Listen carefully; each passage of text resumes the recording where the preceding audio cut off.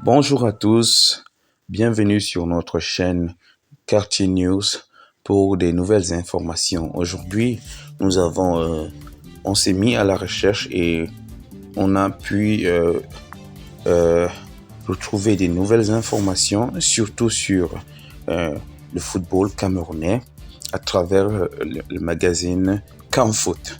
Aujourd'hui au titre, nous avons Affaire équipementier Samuel Eto'o perd face à le coq sportif. La décision du tribunal du commerce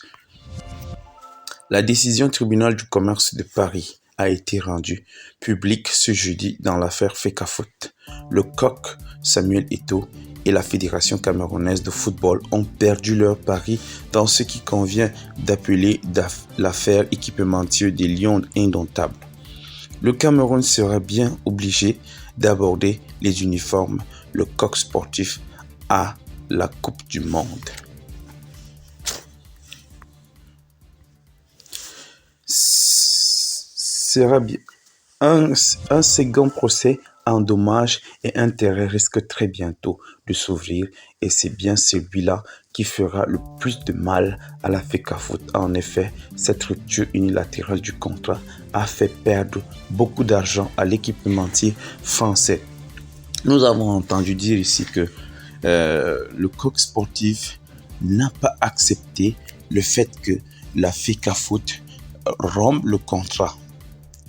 Et cela, c'est juste une première partie parce que le coq sportif a déposé deux procès, deux plaintes. Une contre la rupture unilatérale et, et une autre plainte pour raison de dommages et intérêts.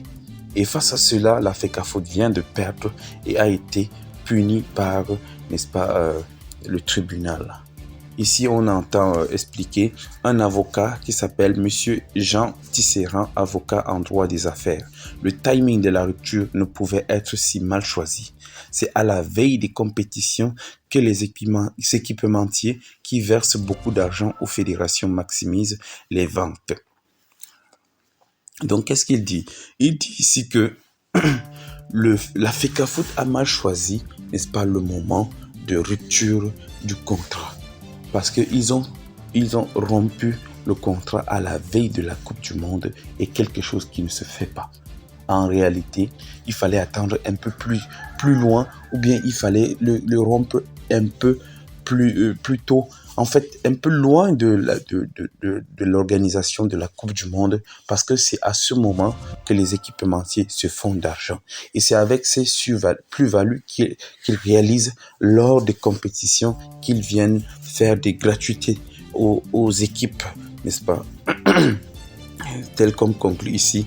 Et ce sont ces sommes qui aident à payer toutes les gratuités qu'ils offrent aux sélections nationales. La Fecafoot n'est donc pas encore au bout de ses peines. Voici les conclusions du tribunal dans cette affaire équipementier des Lions indomptables dont la Fecafoot serait condamnée. Déjà en premier lieu, ils doivent à la Coupe du Monde jusque-là porter, n'est-ce pas, le logo sur leur maillot du coq sportif. Ça, c'est une première partie. Et la deuxième partie, il y aura encore une autre poursuite, n'est-ce pas, pour dommages et intérêts causés. Suivant un commentaire qui a été lancé par monsieur Rasta. Je ne sais pas si c'est un homme ou une femme. J'ai lu la décision du tribunal de commerce de Paris dans les réseaux. Je ne le vois malheureusement pas dans la page Camfoot. Cette décision est clairement injuste, partisane, discriminatoire et je reste poli pour ne pas en dire plus. Je vais être clair, il y a un contrat qui lie les deux parties et dans ce contrat, il y a une clause de réalisation. Une des parties décide de faire jouer cette clause et ce qu'on appelle juge en France décide de ne pas en tenir compte. C'est simple, on définit généralement les contrats comme la loi des parties. Le juge a décidé tout simplement de ne pas respecter la loi. C'est un scandale. Le juge n'avait pourtant qu'une chose à faire, à prendre acte de la décision.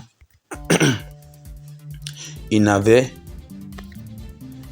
pourtant qu'une chose à faire, à prendre acte de la décision d'un des co-contractant, de vérifier s'il y a une rupture abusive ou pas et d'éventuellement prononcer des sentences pécuniaires. Non, monsieur le juge impose aux parties de respecter le contrat jusqu'à son terme. C'est comme si un conjoint dans un couple demandait un divorce et le juge décidait qu'il n'y a pas de divorce. De toute façon, la FECAFOOT va faire appel à la décision, un appel qui a un effet suspensif. Le premier de cet appel, c'est que la FECAFOOT n'ira pas en Coupe du Monde avec des équipements du coq sportif. Deuxième chose, la FECAFOOT va se débrouiller par des voies de droit et autres de ne plus jamais porter cet équipement. À titre personnel, j'avais une culotte coq des lions. Dès cet instant, je la déchire. Cette affaire devient une affaire de fierté nationale. Même s'il faille payer toutes les pénalités du monde, c'est terminé avec le coq sportif. S'il le faut, Eto'o pourra lancer une collecte nationale pour mobiliser les pénalités. Nous allons cotiser. C'est définitivement terminé avec le coq sportif. Une honte pour la justice française. Voilà une situation qui devra servir de leçon aux personnes qui désignent les juridictions françaises comme seules à juger de leur affaire. Ce monsieur a clairement été corrompu. Normalement, la FECAFOOT devrait engager une action contre lui pour présomption de corruption. Le commentaire de Rasta ici, lui, il estime que la FECAFOOT a été lésée au niveau du tribunal, que le juge n'a pas clairement considéré, pris en compte les termes du contrat, les lois du contrat. Une partie n'a pas été respectée. Lui, il estime qu'il n'y a pas eu rupture abusive pour lui. Mais la justice française a été corrompue par le coq sportif. Et vu aussi que le coq sportif est français, les Français voudraient vraiment voir que le coq sportif remporte le contrat ou bien continue le contrat avec la FECAFOOT. Mais Eto'o constate que certaines choses n'ont pas été respectées dans le contrat et c'est pourquoi il rompt le contrat définitivement avec eux. Merci de rester scotché sur notre chaîne YouTube pour de prochaines informations et à très bientôt. Bonne journée.